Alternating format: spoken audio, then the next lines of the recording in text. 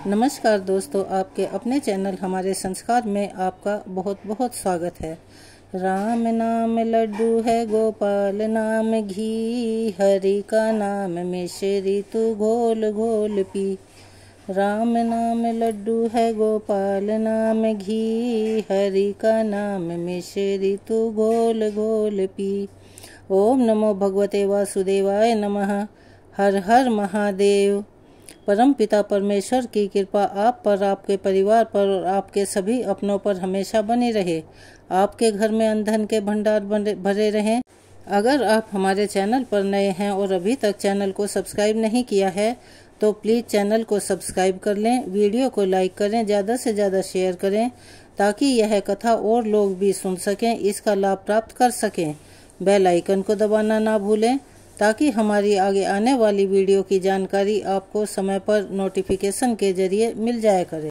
आज हम इस वीडियो में आपको एकादशी के व्रत के पारण के मुहूर्त और कब करें, कैसे करें, इसके बारे में जानकारी दे रहे हैं।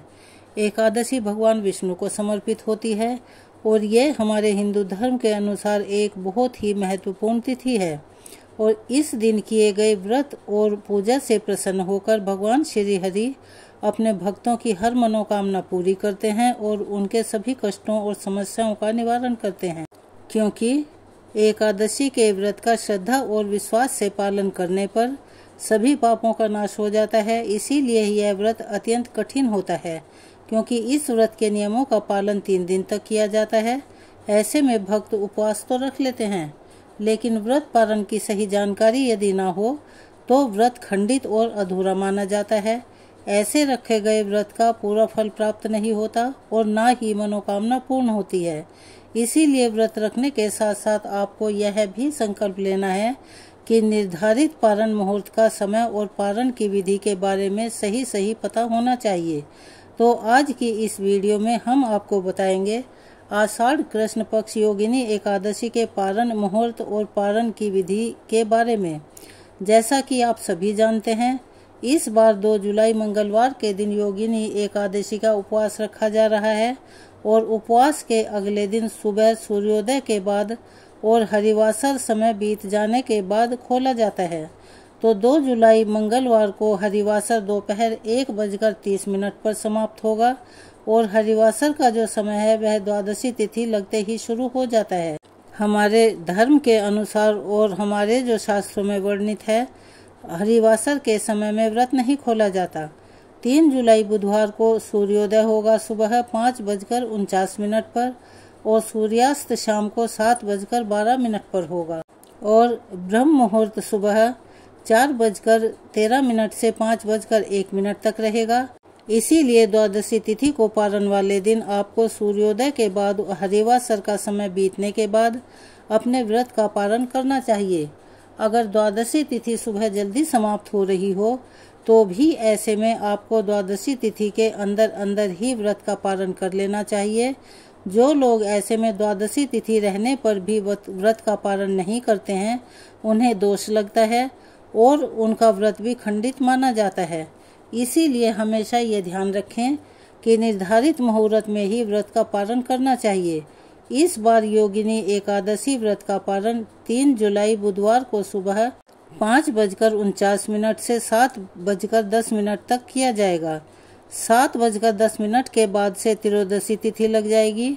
इसीलिए आप निर्धारित मुहूर्त में ही पारण अवश्य कर लें ताकि आपके व्रत का पूरा फल आपको मिल सके। पारण की पूजा आप ब्रह्म मुहूर्त में कर सकते हैं, सूर्योदय से पहले कर सकते हैं, क्योंकि निर्धारित मुहूर्त में आपको स्वयं व्रत का पारण करना होता है। जिस प्रकार कोई बिना स्नान किए सरस्वती नदी में अपने चरण डालता है तो वह अपने पुण्य को नष्ट कर देता है, उसी प्रकार अगर कोई द्वादशी पर भी अपने द्वारा रखे गए एकादशी के व्रत का सही मुहूर्त में पारण नहीं करता तो उसके समस्त पुण्य जो कि उसको व्रत से मिलने वाले हैं उनका स्वयं ही नाश हो जाता है। और एकादशी व्रत तभी पूर्ण माना जाता है जब द्वादशी पर निर्धारित समय में एकादशी के व्रत का पारण किया जाए। प्रातः काल स्नान करके परम पुरुषोत्तम श्री लक्ष्मी नारायण भगवान की पूजा करने के बाद भक्तों को अपने द्वारा रखे गए व्रत को भगवान को अर्पण कर देना चाहिए और इस व्रत के पुण्य को प्राप्त करने के लिए व्रत के पालन के साथ ही श्री लक्ष्मी नारायण भगवान का ध्यान करना चाहिए। एकादशी व्रत का पालन करने के लिए एकादशी के अगले दिन यानी कि द्वादशी तिथि को सुबह सूर्योदय से पहले उठकर स्नान आदि से निवृत्त होकर खुद को साफ और शुद्ध करें, भगवान की विधि विधान से पूजा करें। उसके बाद इस व्रत में तुलसी माता की पूजा करना भी अनिवार्य है, क्योंकि तुलसी भगवान विष्णु को अति प्रिय है। तुलसी की पूजा करें, तुलसी माता में जल अर्पित करके 3 बार परिक्रमा करें और फिर तुलसी माता को कोई भी फल या मिठाई अर्पित करें। तुलसी के पौधे के समक्ष बैठकर हरे कृष्ण मंत्र का या ओम सुभद्राय नमः, ओम सुप्रभाय नमः, ओम हरिप्रियाय नमः, इन मंत्रों का अपने अक्षमता के और जैसा आपके पास समय है उसके अनुसार जाप करें। फिर भगवान के भोग के लिए सात्विक भोजन तैयार करें। भगवान के भोग तैयार करते समय हमेशा भगवान का ज़्यादा से ज़्यादा स्मरण करते रहना चाहिए।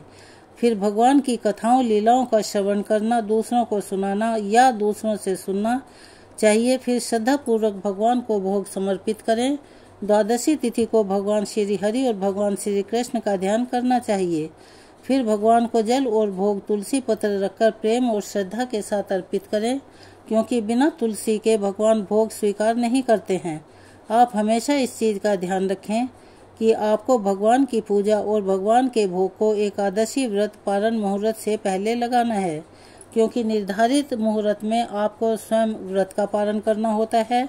अब स्वयं व्रत का पालन करने के लिए अपने दाहिने हाथ में गंगा जल लेकर भगवान के सामने बैठकर जिस प्रकार आपने एकादशी का व्रत रखने का संकल्प लिया था, उसी प्रकार द्वादशी तिथि को व्रत का पालन करने का भी संकल्प लेना चाहिए और अपने व्रत को भगवान के चरणों में समर्पित कर देना चाहिए। इस प्रकार सच्चे मन से कहना चाहिए कि हे श्री लक्ष्मी नारायण भगवान, आपको मेरा बारंबार प्रणाम है। हे श्री हरि, आज मैं अपने द्वारा रखे गए एकादशी व्रत का पुण्य आपके श्री चरणों में अर्पित कर रही हूँ या कर रहा हूँ। मेरे द्वारा अर्पित किए गए व्रत से आप प्रसन्न होइए और मुझे अपनी शरण प्रदान कीजिए। हे प्रभु, आपके श्री चरणों में मेरी भक्ति सदा इसी तरह से बनी रहे, ऐसा आप आशीर्वाद मुझे प्रदान करने की कृपा करें। प्रभु, आप हमारे लिए वही कीजिए जो आप हमारे लिए हितकर हो। ध्यान रखें कि भगवान से कभी भी अपने लिए भौतिक सुख सुविधाओं की याचना नहीं करनी चाहिए। केवल भगवान की भक्ति या मोक्ष की प्राप्ति की ही इच्छा करनी चाहिए, क्योंकि जब हम केवल भगवान की भक्ति मांगते हैं तो हमें सभी प्रकार के सुखों की प्राप्ति भगवान के आशीर्वाद के रूप में स्वतः ही प्राप्त हो जाती है। इस प्रकार संकल्पित जल को भगवान के चरणों में अर्पित कर दें। भगवान से प्रार्थना करने के बाद आप अपने घर में किसी वैष्णव जन को या फिर किसी ब्राह्मण को आमंत्रित करें। उन्हें भोग प्रसाद और दान दक्षिणा देकर संतुष्ट करें। उनको भोजन कराना और उन्हें दक्षिणा देने का एक अपना अलग ही महत्व होता है। उनसे आपका व्रत पूर्ण माना जाता है। अगर आप घर पर आमंत्रित ना कर पाएं तो आसपास के मंदिर में जाकर कुछ दान दक्षिणा अवश्य देनी चाहिए। जब द्वादशी तिथि को दान दिया जाता है तो आपके घर के सुख और समृद्धि में वृद्धि होती है। घर के कलेशों, समस्याओं, कष्टों का नाश होता है। प्रत्येक गृहस्थ का यह परम कर्तव्य होता है कि अपने द्वारा कमाए गए धन का कुछ हिस्सा दान पुण्य में अवश्य खर्च करें। हमारे शास्त्रों के अनुसार तो ऐसा कहा गया है कि जितना हम कमाते हैं कम से कम उसका 10वां हिस्सा दान पुण्य में लगाना चाहिए।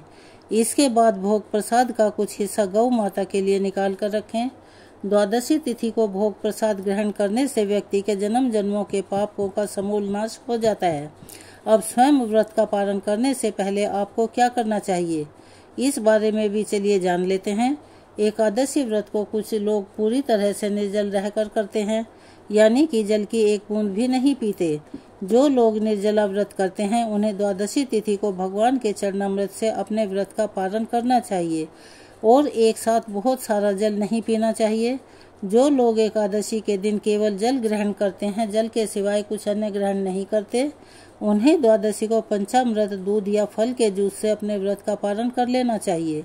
और जो लोग एकादशी के दिन दूध और फल का सेवन करते हैं, यानी कि फलाहारी व्रत रखते हैं, उन्हें व्रत का पारण सात्विक भोजन से करना चाहिए।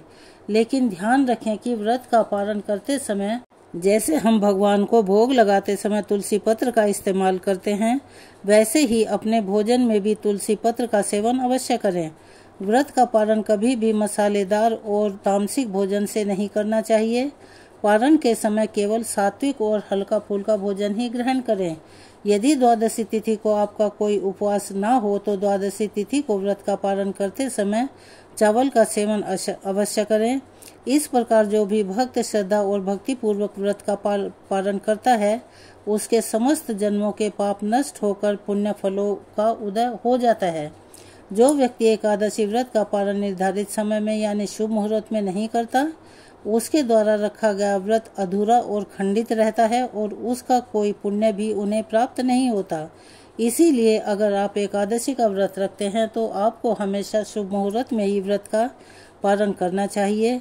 तो यह थी हमारी तरफ से आपके लिए मोहिनी एकादशी के व्रत के बारे में संपूर्ण जानकारी और विधियां। यह आपको कैसी लगी, कमेंट्स बॉक्स में अपनी राय अवश्य लिखें।